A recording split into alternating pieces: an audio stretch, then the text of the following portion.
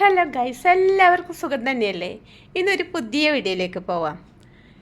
അങ്ങനെ ഞങ്ങൾ Abu Dhabi capital മാളിലോട്ടേക്ക് പോവുകയാണേ. Capital മാളിൽ ഇൻഡോ അറബ് കൾച്ചറൽ പ്രോഗ്രാം നടക്കുന്നുണ്ട്. അങ്ങനെ അത് കാണാൻ വേണ്ടി ഞങ്ങൾ അബുദാബിയിൽ നിന്നും ബസ്സിൽ കയറി ക്യാപിറ്റൽ മാളിൻ്റെ ഫ്രണ്ടിൽ അവിടെ ഇറങ്ങി. അങ്ങനെ അവിടെ നടന്ന് ക്യാപിറ്റൽ മാളിൻ്റെ ഉള്ളിലോട്ടേക്ക് പോവുകയാണേ. നല്ല ഭംഗിയുണ്ട് കാണാൻ, മുമ്പിലൊക്കെ അലങ്കരിച്ചിട്ടുണ്ടായിരുന്നു. അങ്ങനെ ഞങ്ങൾ നടന്ന് ക്യാപിറ്റൽ മാളിൻ്റെ അകത്തേക്ക് പ്രവേശിക്കുകയാണ്. ഇത് എൻട്രൻസിൻ്റെ ഭാഗം. അങ്ങനെ ഉള്ളോട്ടേക്ക് നടന്നു പോകുമ്പോൾ കുറേ ആൾക്കാരുണ്ട് അവിടെ ഇവിടെയൊക്കെ. ഇത് ഏകദേശം ഒരു 5 മണി ആ ടൈമിലായിരുന്നു.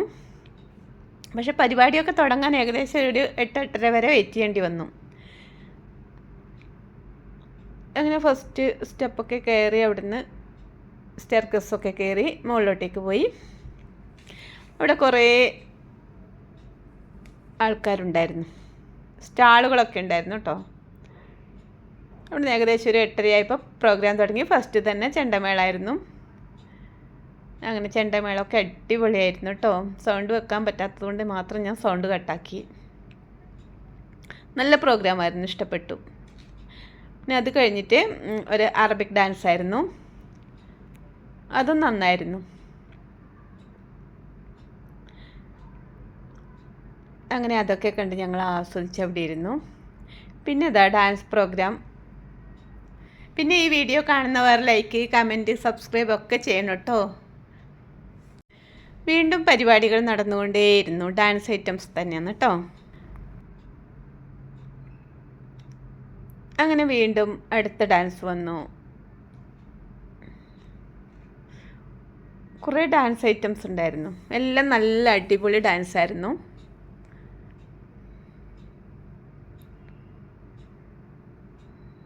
ഇത് വേറൊരു ഡാൻസ്,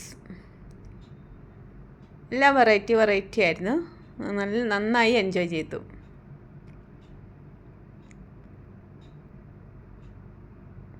നല്ല ആൾക്കാരും ഉണ്ടായിരുന്നു, ഒരുപാട് ആളുണ്ടായിരുന്നു ഇവിടെ.